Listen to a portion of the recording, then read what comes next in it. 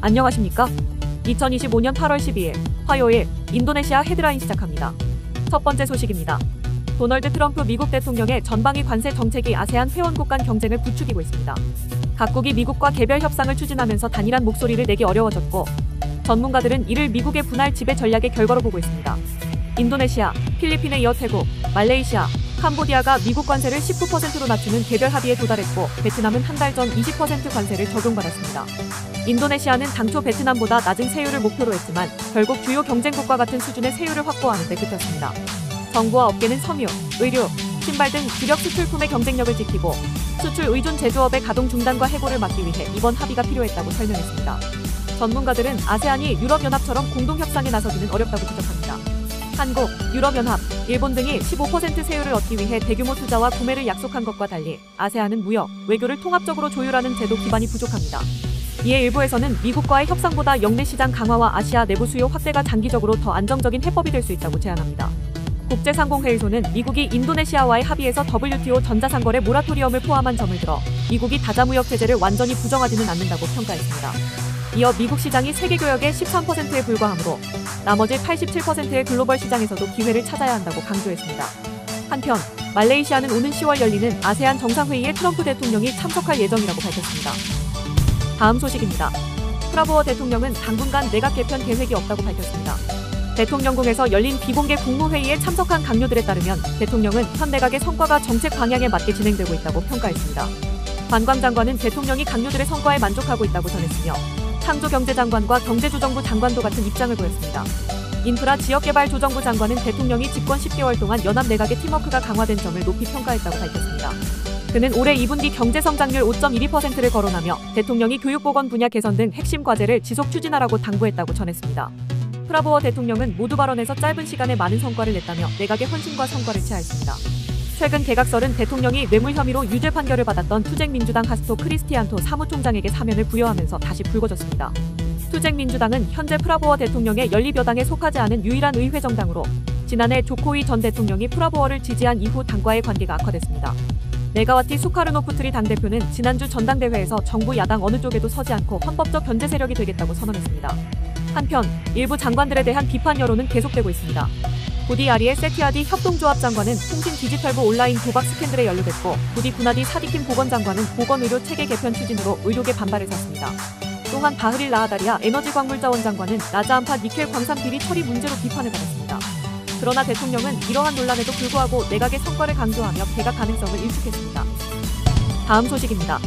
인도네시아 정부가 2026년부터 광산 운영 허가 갱신 주기를 기존 3년에서 1년으로 단축하는 방안을 추진하고 있습니다. 바흐릴 라하달리아 에너지광물자원부 장관은 이를 통해 국내외 수요와 생산 계획의 균형을 맞추고 과잉 생산과 제도 악용을 방지하겠다고 밝혔습니다. 이번 조치는 니켈, 석탄, 코발트 등 주요 자원의 가격 안정을 위한 전략적 개혁이라는 입장입니다. 그러나 광업업계는 현재 허가 발급 지연이 심각한 상황에서 매년 갱신 제도가 도입되면 생산 중단이 불가피하다고 경고했습니다. 인도네시아 니켈 광부협회 메이디 랭키 사무총장은 법적으로 14일이면 되는 허가가 현실적으로 140일이나 걸린다고 지적했습니다. 일부 관계자는 허가가 늦어지면 실제 생산 기간이 2개월뿐이라며 목표 미달 시 연장 거부나 생산량 축소로 이어질 수 있다고 비판했습니다. 허가 과정에서의 부패 문제도 우려됩니다. 업계에서는 광산 운영 허가 발급 과정에 금전 거래가 오간다는 지적이 나왔으며 반부패 기구의 단속 강화로 관리들이 허가 발급을 더욱 거릴 수 있다는 전망도 나옵니다. 한 업계 인사는 반부패 기관이 승인 과정에서 체포한 사례가 많아 관리들이 더 조심할 것이라고 말했습니다. 참고로 인도네시아는 세계 니켈 공급의 절반 이상을 차지하며 석탄 수출 1위, 코발트 생산 2위의 자원 강국입니다. 이번 규제 변화는 글로벌 공급망 변동성을 키우고 중국 기업들이 대체 공급원을 찾는 계기가 될 수 있다는 분석이 나옵니다. 실제로 인도네시아는 지난해 국내 생산 부족으로 필리핀에서 약 1,000만 톤의 니켈 광석을 수입한 바 있습니다. 다음 소식입니다.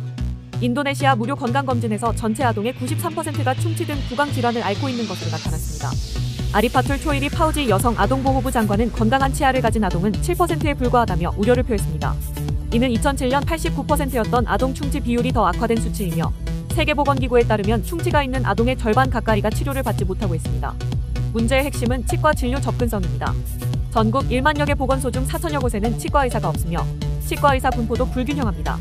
자카르타 등 대도시는 인구 2,000명당 1명꼴이지만 말루쿠, 파푸아 등 일부 지역은 2만 명당 1명꼴입니다. 여기에 유치관리 중요성을 간과하는 부모 인식과 올바르지 않은 양치 습관이 만무이며 성인 충치율도 약 88%에 달합니다. 전문가들은 아동 구강 건강이 영양 상태와 성장 발달에 직접적 영향을 미친다고 경고합니다. 심한 충치는 통증과 불편을 유발해 식사와 수면을 방해하며 이는 성장 호르몬 분비 저하, 영양 섭취 부족, 만성 염증 등으로 이어질 수 있습니다. 2018년 연구에서는 치료받지 못한 심각한 충치가 저체중과 발육부진과 연관될 수 있다고 밝혔습니다. 정부는 성장 발달 장애 비율을 2023년 21.5%에서 지난해 19.8%로 낮췄으며 2029년까지 14.2%로 줄이는 것을 목표로 하고 있습니다. 이를 위해 임산부 영양검사, 철분 미량 영양소 보충, 무상급식과 건강검진 확대 등 종합대책을 시행 중입니다. 다음 소식입니다. 인도네시아 금융감독청이 하나생명의 노부은행 지분 40% 인수와 관련해 의무공개 매수 규정 이행 여부를 확인하기 위한 공식 조사에 착수했습니다. 의무공개 매수란 한 기업이 상장사 주식을 일정 비율 이상 사들일 경우 다른 주주들의 지분도 공개적으로 사들여야 하는 제도를 말합니다. 금융감독청은 하나생명이 이 규정을 따라야 하는 상황인지 확인하고 있습니다. 이는 하나생명이 인도네시아 금융산업 투자를 본격화하는 가운데 진행되는 것으로 금융감독청은 이번 조사가 현지 규정 준수 여부를 심층 검토하는 절차라고 밝혔습니다. 한편 현지 금융권에서 제기된 노부은행과 MNC은행의 합병설과 관련해 금융감독청은 하나생명으로부터 두 은행의 합병 절차에 대한 어떠한 정보도 받지 못했다고 밝혔습니다. 실제 합병이 추진될 경우 하나생명과 금융감독청의 입장 및 규제 절차가 핵심 변수가 될 전망입니다. 자야디 청장은 합병 계획의 사실 여부를 확인하기 위해 조만간 두 은행에 직접 문의할 예정이라고 밝혔습니다. 이번 조사와 향후 절차는 하나생명의 인도네시아 금융시장 확장 전략에 중요한 영향을 미칠 것으로 보이며 시장에 관심이 집중되고 있습니다. 다음 소식입니다. 인도네시아 발리 사누르 해역에서 외국인 관광객을 태운 쾌속성이 높은 파도에 전복돼 중국인 관광객 2명과 현지인 승무원 1명이 숨졌습니다. 사고는 지난 5일 누사 페니다 섬에서 사누르 항구로 향하던 발리 크루즈 돌핀 2호가 항구 입구 인근에서 큰 파도를 만나 발생했습니다. 사고 당시 쾌속성에는 승객 75명과 승무원 5명 등 총 80명이 탑승했으며 이 중 73명이 외국인이었습니다. 구조당국은 즉시 구조 작업을 벌여 23명을 병원으로 이송했으나 중국인 관광객 2명은 심정지 상태로 도착해 끝내 숨졌습니다. 실종됐던 인도네시아인 승무원도 다음날 사망한 채 발견됐습니다. 생존자는 총 77명으로 치료를 받은 21명 중 19명이 외국인입니다. 국적은 한국인 1명을 포함하여 리투아니아 7명, 중국 3명, 영국 3명, 러시아 2명, 미국 2명, 프랑스 1명으로 확인됐습니다. 한편 사고 다음 날 기상 악화 우려로 사누르 항구에서는 쾌속정 72척이 운항을 중단했습니다. 해당 해역에서는 하루 평균 120회 이상의 쾌속정이 운항하며 지난 3월에도 비슷한 사고로 호주인 관광객 1명이 숨진 바 있습니다. 시청해주셔서 감사합니다. 다음 시간에 뵙겠습니다.